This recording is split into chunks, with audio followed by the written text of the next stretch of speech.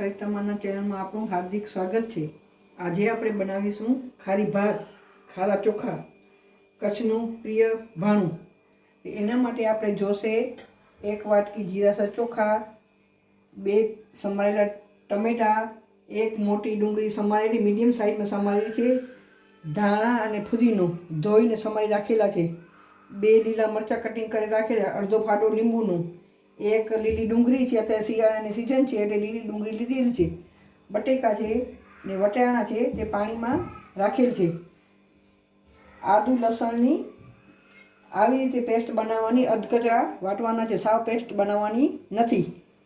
2 તમાલપત્ર, 1 તજ, 2 બાંદિયા, 5-6 લવિંગ, 7-8 મરી એટલે તીખા, અને જીરું એ આપણે વઘાર માટે જોશે।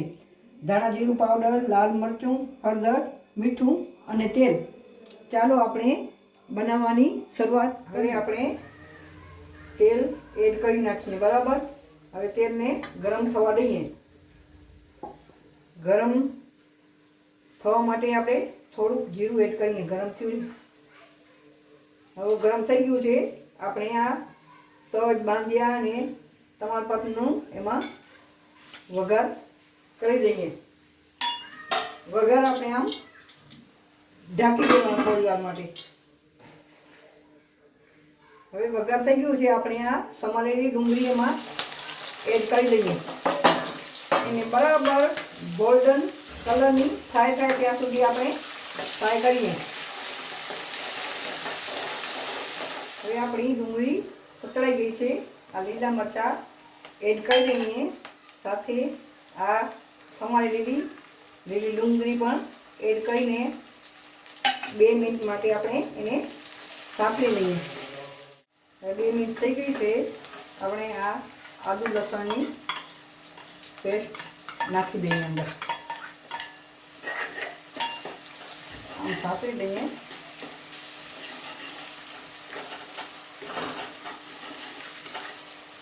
હવે આપણે એમાં સમારેલા બટેકા અને વટાણા જે રાખ્યા હતા પાણીમાં એ આપણે એડ કરી દઈએ।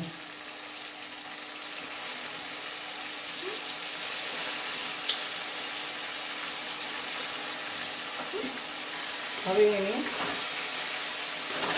મિક્સ કરી દઈએ। તેલ મીડિયમ તાપ કરીને અને 2 મિનિટ માટે એને કૂક થવા દઈએ। હવે 2 મિનિટ થઈ ગઈ છે। બટેકા અને વટાણા પણ બરાબર કરી ગયા છે। હવે આપણે એમાં લાલ મરચું 3 ચમચ એડ કરી દઈએ,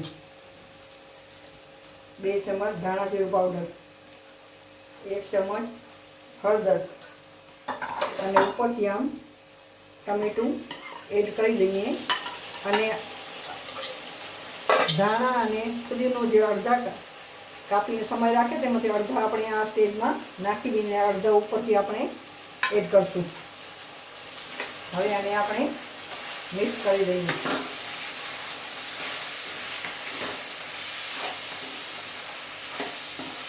અને ધીમા તાપે એને થોડી વાર કૂક થવા દઈએ। હવે આપણે આ મસાલો બધું એક રસ થઈ ગયું છે। હવે થોડી વાર આમ હલાવીને અને આપણે આમાં પાણી એડ કરીએ। મારા જીરાસર ચોખા છે, 1 વાટીમાં 2 ગ્લાસ પાણી એમાં જોઈએ છીએ। તમારા જે પ્રમાણે ચોખા એ પ્રમાણે તમે પાણી નાખી શકો છો। અને આને આપણે ઉકળવા દઈએ ત્યાં સુધી આપણે ચોખા ધોઈને રાખી દઈએ।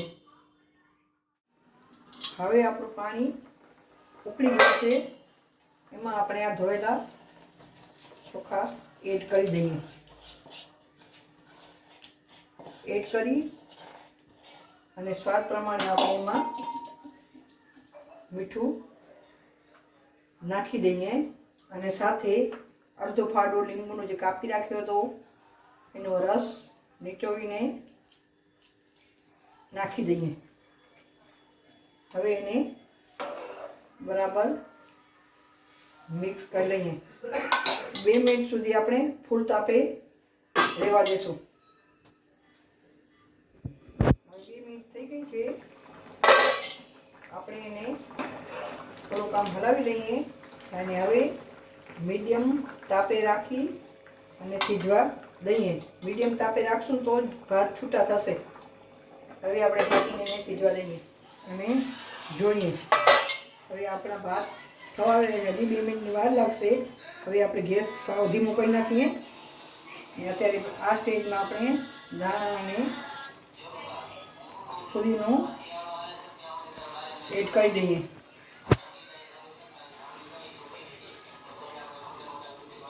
હવે 2 મિનિટ માટે ધીમા તાપે ચડવા દઈએ. ચલો આપણે હવે ચેક કરી લઈએ. આપણા ખારી ભાત રેડી થઈ ગયા છે.